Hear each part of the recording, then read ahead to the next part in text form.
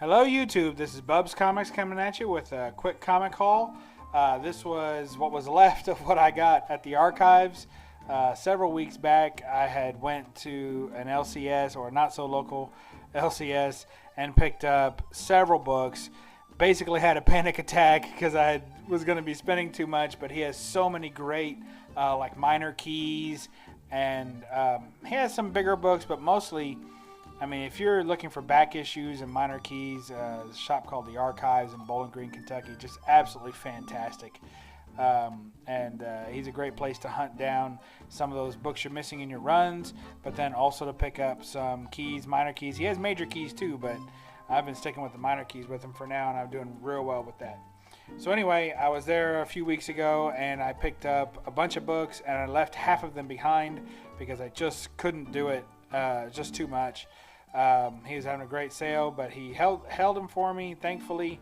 I know he doesn't do that for everybody all the time, but I've become quite a regular. So anyway, first we have Captain America #2, and that is also signed by Jay Liston. You see that little signature right there? Looks pretty cool. And then we have Secret Wars #1.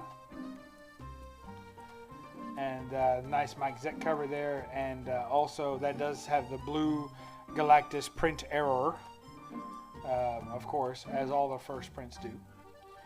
Here is Secret Wars #4 and Secret Wars #12. So that completes my Secret Wars run. Now I have them all. Picked up the Secret Wars #8 at the last con I went to. If you haven't seen that, check that video out. Just stole it. Very happy about that. Excellent condition. And so that completes my Secret Wars run. So now I'm going to read them and then probably get Secret Wars 8 signed by Zeck. I got Teenage Mutant Ninja Turtles Adventures #1. So this was the 3-issue limited series that Archie Comics put out. And very, very excited to have this. I already have the other 2, so this completes my set of the Teenage Mutant Ninja Turtles 3-part miniseries.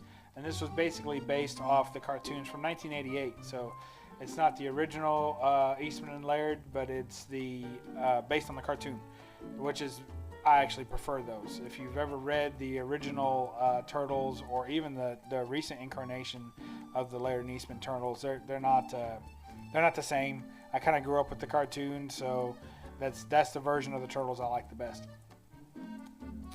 Here we have Wolverine #50, and that is, of course, a variant edition. It's the black and white variant. I already have 3 copies of this book.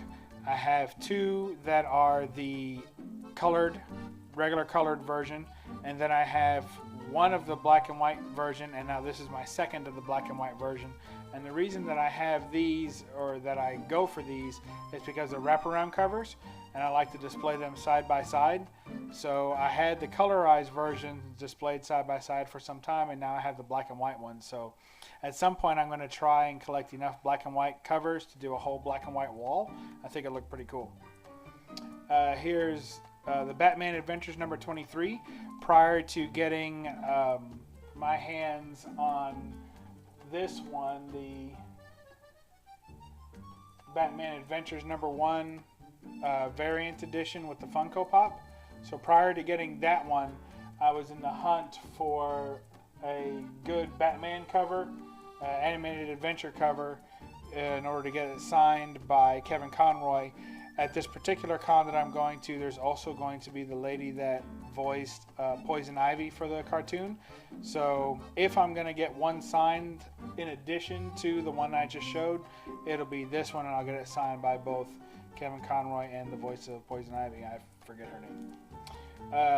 Also picked this one up. I got it because it seemed relatively unread. It looks completely flat. There's no crease here. These were square bound, so there's a lot of times that green is creased. It's a very dark green, so it's easy to see when it's been opened and read. So very happy to have this one pristine. My son has a copy. We found him a great copy at a great price. And I didn't have a copy, so I wanted to go ahead and get one, and that one's unread, and it'll stay that way probably, because I've already read it. And here's the new 52 Superman Unchained. That's a variant cover. That was a 1 in 25 retailer variant.